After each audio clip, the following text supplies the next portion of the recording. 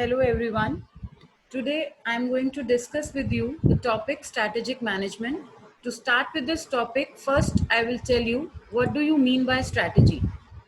A strategy is an overall plan of a firm deploying its resources to establish a favorable position and compete successfully against its competitors. That means strategy एक ऐसा plan है जो कोई company या firm अपने सब resources को utilise करके बनाती है so as to successfully fight against the competitors. Strategy consists of the competitive moves and business approaches that managers employ to attract and please the customers, compete successfully, grow the business, conduct its operations, and achieve the target objectives. Strategy के पीछे main reason क्या रहता है कि managers employ करते हैं strategy को to achieve the target objectives by growing the business and competing in the market successfully. Now, there are two types of role that strategies play. First role is proactive role and the second is reactive role. Proactive role means the role which is done before preparation, before the application of strategy. That means what is the proactive role of the strategy is to create the change in the market and to have competitive advantage. And reactive role is when you actually apply the strategy, then what reaction or what reactive role does a strategy plays is managing and adapting the change, improving the organizational performance. Now let's start with the process of strategic management, that how strategic management is done in the organizations, how these different strategies which are in the market, how we manage in the organization, what process does the organization follow. The first step, as it is clearly mentioned in this slide, it is establishment of the strategic intent. Intent here means the purpose. सबसे पहला step company क्या करेगी, strategic intent उनका clear होना चाहिए that what is the purpose behind setting up of that strategy. Once the purpose is clear, then strategy is being formulated. And once the strategy gets formulated, the next step is of the implementation of the strategy. And in the last, after implementing the strategy, what the organization or managers do, they check and control that whether the strategy has been successfully implied or not. So starting with the first step, that is establishment of the strategic intent. In this, four things are to be kept in mind. First is the vision of the company. Second is the mission. Third, goals and objective. And on the fourth point, it is business definition.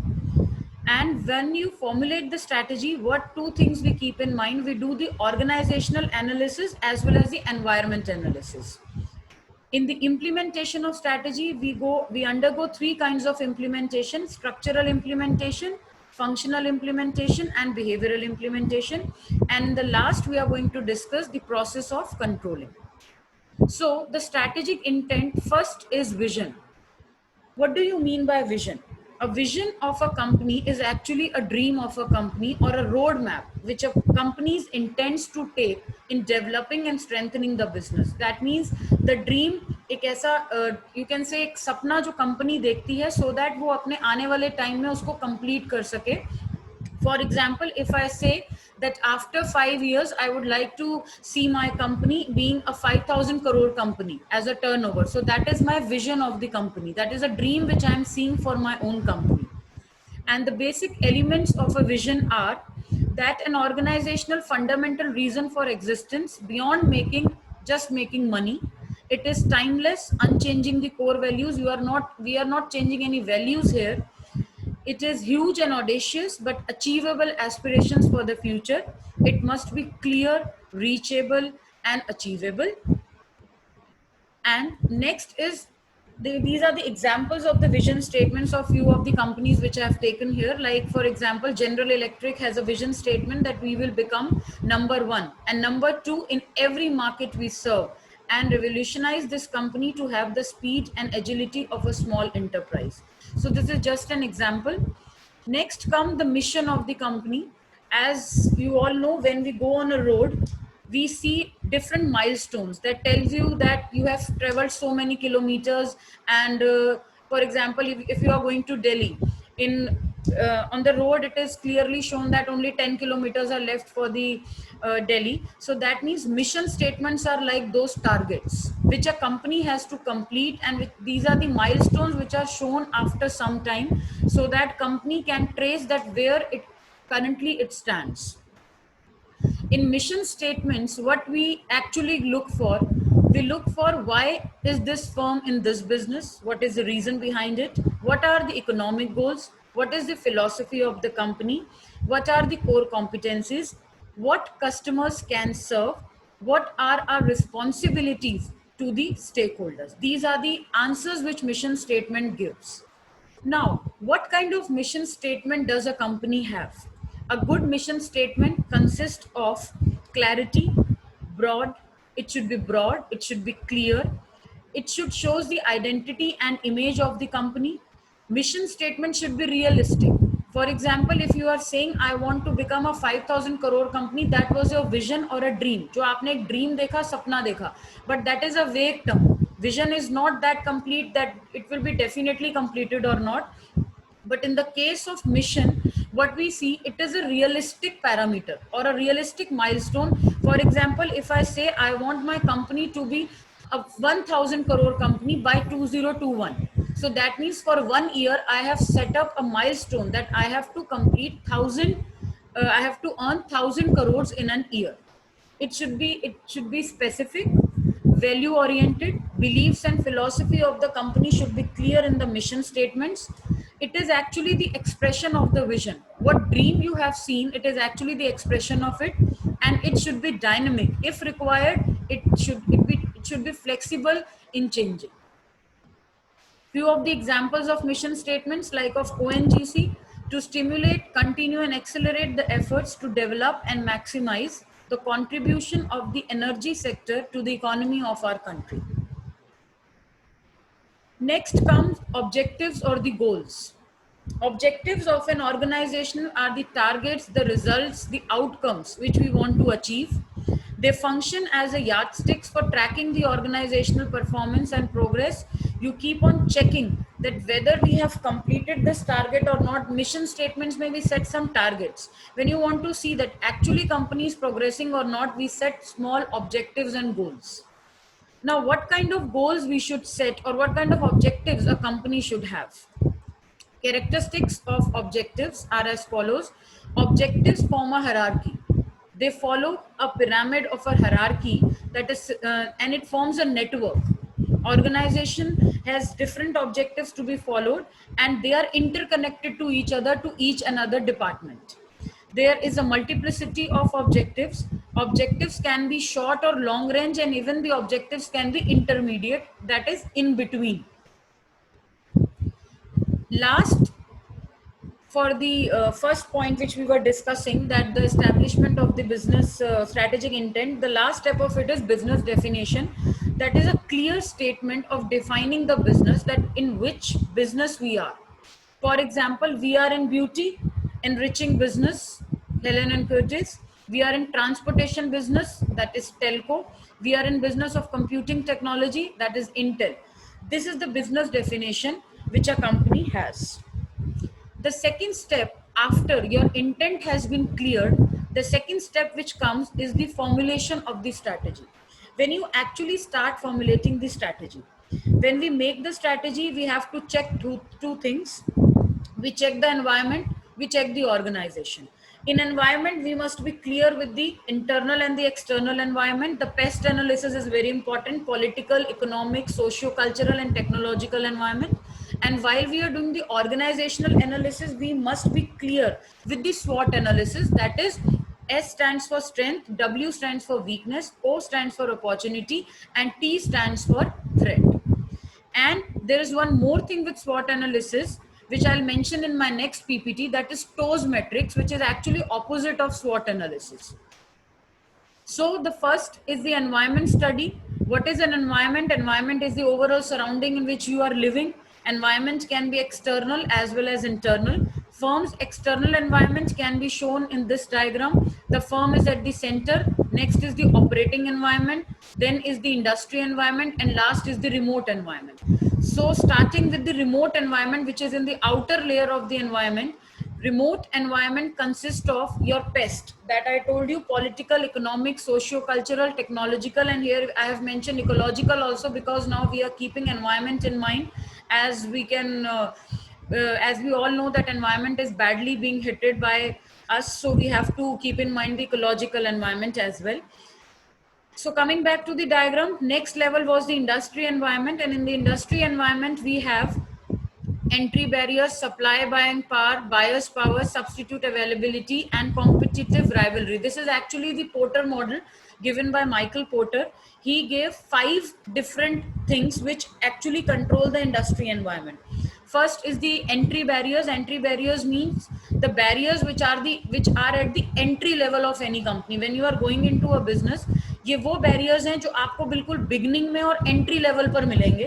Second is the supplier bargaining power. Supplier की अपनी bargaining power है. When market में suppliers का number ज्यादा होगा, suppliers बहुत ज्यादा होंगे, तो पावर उनकी अलग तरीके से रहेगी. When suppliers are less in the market, they have monopoly, then their bargaining power is more. Similarly, buyer bargaining power is also there. When only less buyers are there and there are more number of suppliers, they have more options to purchase the products. Next is the substitute availability. Substitute means when the easy cheap form of your product is available in the market. Like for example, आप jeans खरीदते हैं, denim खरीदते हैं, we have Levi's in the market, but you have seen Levi's का duplicate is also existing in the market. So that is the substitute power in the market, जिससे हमें कहीं ना कहीं बच के मार्केट में एंटर करना पड़ता है, क्योंकि कस्टमर को एट द एंड कई बार कस्टमर्स का पॉइंट ऑफ व्यू क्या होता है कि we have to save money. For in that case, what happens? Substitute gets the market. And the last is the competitive rivalry. This means the rivalry which is already existing in the market. Entry barriers were the ones which comes when you enter in the market, you are new to the market. But when you enter into the market, there are few rivalries which are already existing in the market, and we call them as competitors or the competitive rivalry existing. And next comes the operating environment, the third level which I am going to discuss now. In the operating environment, we have operating means among those you are operating in the market. आपके आसपास क्या है जिसके बीच में आप रह के operate कर रहे हैं. नंबर 1 कॉम्पिटिटर्स हैं आपके which are existing in the market. Creditors जिनसे आप लोन ले रहे हैं, पैसा उठा रहे हैं, प्रोडक्ट ले रहे हैं on credit basis. Your customers which are in direct link with you. Whatever you produce, whatever you sell, you get a direct feedback from them. Next is the labor which is present. आपको labor अगर cheap मिल जाती है, then you are the king in the market. आप पैसा save कर लेते हैं. But if the labor is not cheap, then you have to pay for them. So this is the environment in which you actually operate. And last are the suppliers. So this was all about the external environment. Internal environment, we are all aware of it. Internal environment may we cover the internal employees of the companies and the resources which are available to us. I have not mentioned in this slide because we all know that internal environment consists of basically the employees of the company and the basic system and the structure of the company. Structure, may we can have a basic structure or a functional level structure and different structures. And now next comes the SWOT analysis. Here I have taken example of McDonald's, and here I have mentioned strengths, weaknesses, opportunities, and threats. For in the column of strengths, I have mentioned that what strength McDonald's has. Strength may we have like successful brand name, collaboration with the Coke, clean environment, and play space for kids, which McDonald's provide. Weakness is the management of the franchisee and joint venture at times become a problematic situation. Weak product development. At times they try to develop product according to the society in which they are producing, but at times it becomes a big constraint for them to produce the product according to the need of the customers in the different states of the country. Opportunities means opportunities which McDonald's has. What opportunity we feel that it has in the market? Like growing dining out market is there, internationalization is there, globalization is there. So these are the opportunities which are present. And what threats? Threats means competitors which are present in the market. Like you are seeing Burger King is there. So many such branches are being opened. More health conscious customers are becoming nowadays. So they keep earlier McDonald's. If you remember when McDonald's came in the market, earlier they used to package their product. जिस packet में वो अपना burger pack करके देते थे, that packet was not actually environment friendly. वो biodegradable नहीं था. But later on, when they found that customers are becoming more conscious, the packet now which they are using to wrap up their burgers are not the plastic now. They're somewhat material which is biodegradable when it goes back into the land. So these are the things and the threats which company also faces. Next, I would come to the implementation of the strategy, that once your strategy has been formulated after checking the environment and the organizational SWOT analysis, the next step is now to implement the strategy, that how the strategy is to be implemented. So for the implementation of strategy, I would discuss three things here. First is the structural strategy. Structural means आपकी company का structure कैसा है. Structure मतलब आता है, for example आपकी company क्या basic structure follow करती है. बेसिक स्ट्रक्चर जैसे एक ओनर है, ओनर के नीचे डिफरेंट एम्प्लॉइज हैं, this is a very basic structure. So जिस कंपनी का स्ट्रक्चर बिल्कुल बेसिक होगा तो उसकी स्ट्रैटेजी भी समवट सिंपल होगी as compare to those which are having a complex structure. Second type of structure which I would like to discuss here is the you can say the functional level structure. Functional level structure, I am not talking about the functional implementation. Now I am talking about the structural implementation में the functional structure. So ये functional structure कैसा है, जैसे आपके organization के अंदर different departments होते हैं. Like functions are there, management is there. For management we have marketing here, we have HR department, we have finance, we have IT. So these are the different functional departments which are present. So strategies are applied according to the functions. अब जो marketing करने वाली team है, आप उसको financial strategy बाद में बताएंगे, लेकिन पहले आप उसको मार्केटिंग स्ट्रेटेजी बताएंगे. तो यहाँ पे स्ट्रक्चर कैसा डिफाइंड हो जाएगा कंपनी का अकॉर्डिंग टू द डिपार्टमेंट्स. एक स्ट्रक्चर है कंपनी का जो आप डिस्कस करूंगी मैं आपसे, वो है SBU level structure, that is strategic business unit. अब स्ट्रेटेजिक बिजनेस यूनिट क्या होती है? स्ट्रेटेजिक बिजनेस यूनिट एक ऐसी बिजनेस यूनिट है जो एक मेन ब्रांच या मेन ट्री की ब्रांच है.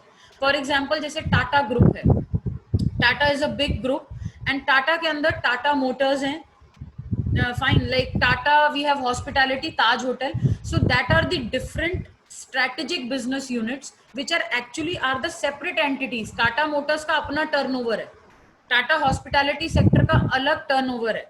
So that means turnovers इनके different हैं, but at the end ये collate किस में करते हैं, last में इनका profit किसके अंदर calculate होता है, Tata Group. So these are the strategic business units which have a different entity, which are working as different entities. They are separately working, having their own annual turnovers, but actually they contribute into the main one. And the last structure is the division structure. Division means a company has different division. For example, there is one company ABC, उसकी मैं दो divisions बना देती हूँ, एक उनकी cement industry है, एक उनका प्लास्टिक डिवीजन है. सो दोनों डिविजन्स के अपने मैनेजर्स हैं, like HR manager is different, finance manager is different, functional departments are different, and the another plastic department has the different structures. So these are the four basic kind of structures which I discussed here. And the second level of implementation is according to function. Again, it is similar. What kind of department you are implying, the strategy differs. For example my strategy is for finance department. मुझे finance के लिए कोई strategy buildup करनी है, तो वो मैं money के पॉइंट ऑफ व्यू से ऐसा सोचूंगी कि कैसे बजट्स हम बहुत अच्छे से सेटअप कर सकते हैं अपनी कंपनी के. If I am talking about the marketing strategy, I would look forward for the sales and the profit of the company. When I'm looking for HR strategy, I would look for better staffing and better recruitments so that हमारे पास right person at the right time at the right place हो, talent management बहुत proper हो. And if I'm looking for IT department में मेरा focus क्या रहेगा कि technological background जिन लोगों का अच्छा हो उसमें वो लोग hire किए जाएं, और technological department या हमारा technical department जो है वो overall सब departments को क्या support provide कर सकता है. Last but not the least is the behavioural strategy. अब हमारे पास स्ट्रक्चर्स आ गए अलग अलग, हमें फंक्शन समझ में आ गए, बट सबसे ज्यादा इंपॉर्टेंट क्या है कि जब हम स्ट्रैटेजी को अप्लाई करने जा रहे हैं तो मोस्ट इंपॉर्टेंट इज कि लोगों का बिहेवियर कैसा है उस स्ट्रैटेजी को अडेप्ट करने के लिए. और उसमें रोल किसका आएगा? Role of CEO, who is the chief executive officer of the company. He is the one who is the leader. He is the one who is going to explain everyone that why are we employing this strategy. अगर CEO अपना role अच्छे से play करेगा, leader अपना role अच्छे से play करेगा, जो उसके अंडर लोग काम कर रहे हैं उनको बहुत अच्छे से समझ में आ जाएगा that why we need to implement this strategy. Strategy change करने की नीड क्या है, हमने ये स्ट्रैटेजी क्यों लगाई है कंपनी में. So I think I'm clear with the implementation of the strategy, and the last step which I'm going to discuss is the strategic control. That means you have implemented the strategy, हमने implement कर दी, लेकिन अब हमें ये देखना जरूरी है कि क्या वो strategy किसी level पे जाकर blast तो नहीं कर रही है, कहीं ऐसा तो नहीं हो रहा कि जो आपने strategy employ करी है वो strategy successful नहीं रही. So for that case we have to control the process. Controlling में हम सबसे पहले क्या करते हैं, we have actually to see the factors which are the focus of the strategic control. क्या factors हैं जो controlling के लिए जरूरी हैं. For that सबसे पहले हम क्या सेटअप करते हैं, excuse me, we set up the benchmarks. Benchmarks for example for a company, जैसे मेरी एक कंपनी है, मैं benchmark सेट करती हूँ कि मुझे 100 यूनिट्स प्रोड्यूस करने हैं पर डे. थर्ड स्टेप पे मैं क्या करती हूँ, मैंने सबको एक स्टैंडर्ड दे दिया कि आपने 100 यूनिट्स प्रोड्यूस करके मुझे एंड ऑफ द डे में देने हैं. And in the third step I would check the actual performance of the employees. हो सकता है एम्प्लॉय 101 प्रोड्यूस करे, हो सकता है वो 98 प्रोड्यूस करे. So I have to check that what is the actual performance. When I actually measure the performance, एक difference आएगा, that is called as deviation. Deviation कैसी होगी, या तो positive होगी. Positive कैसे होगी deviation, जैसे कि मैंने आपको बोला कि आप 100 यूनिट्स प्रोड्यूस करिए, आपने 101 प्रोड्यूस कर दिए तो +1 हो गया. लेकिन नेगेटिव भी जा सकता है, अगर मैंने बोला 100 प्रोड्यूस करिए and the product is 98, so that means -2 is there. So I have to find out the reason in both the cases. Deviation दोनों ही केसेस में बहुत खतरनाक है. वाई, हो सकता है कि मेरे एम्प्लॉइज 100 की जगह 101 प्रोड्यूस कर रहे हैं, दैट मीन्स मेरे स्टैंडर्ड ठीक से सेट नहीं है. I have set some lenient standards for them, कि उनकी कैपेबिलिटी बहुत ज्यादा थी और मैंने उनका स्टैंडर्ड बहुत लो सेट कर दिया. ऐसा भी हो सकता है कि मैंने स्टैंडर्ड 100 सेट किया और मेरे वर्कर्स 98 प्रोड्यूस कर रहे हैं, दैट मीन्स मैंने स्टैंडर्ड या तो बहुत टफ सेटअप करे हैं, या वो लोग अपने काम के लिए प्रति सीरियस नहीं है, उन्होंने टाइम पास करा है, they were sitting and chatting, gossiping, having tea, having fun, so that they have not produced the right amount of target. So we have to check the actual performance and then measure and then check the deviation, and after checking the deviation the last step is to take the corrective action. कोई भी काम तब तक फायदेमंद नहीं है कि हमें कमी पता चल गई कि हमारे पास ये कमी आई, हमने अपने स्टैंडर्ड्स अगर रिवाइज ही नहीं किए, कोई करेक्टिव एक्शन नहीं लिया, तो स्ट्रैटेजिक कंट्रोल के प्रोसेस का कोई फायदा नहीं है. When you take the corrective action, again the controlling process will start. It is a cyclical process, one after the other. You have to check the strategies time to time.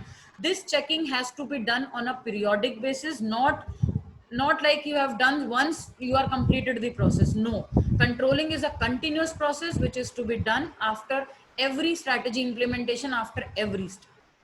I hope I am clear with this topic. I'll come up with my next PPT in the next round. Thank you so much.